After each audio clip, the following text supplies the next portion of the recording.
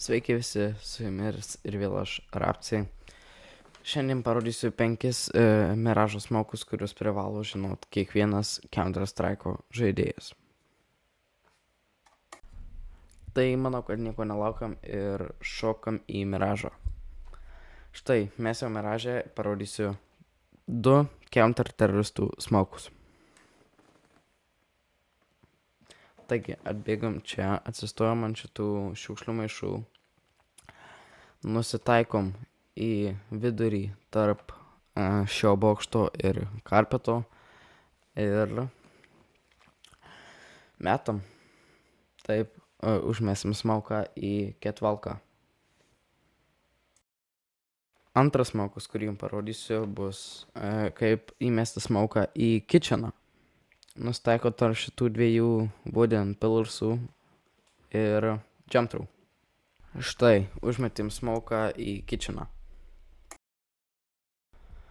Dabar parodysiu 3 T-side smokus. Tai pirmas bus mido smokas. Nustaikom štai į šią anteną ir atsistojam prie šito trash cano. Nustaikom į šią anteną ir metam.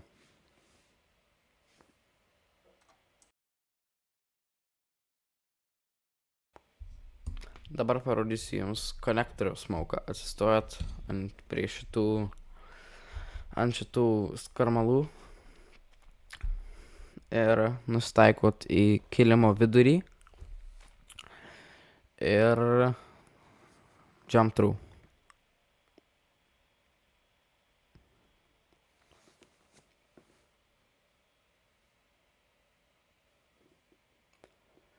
Ir smokas nukrenta tiesiai į konektorių. Štai čia. Jap, tai šiandien bus visi smokai, kuriuos jums reikėtų žinot kaip profesionaliam Counter-Strike'o žaidėjai Miraže. Ačiū, kad buvot su manim. Sudie.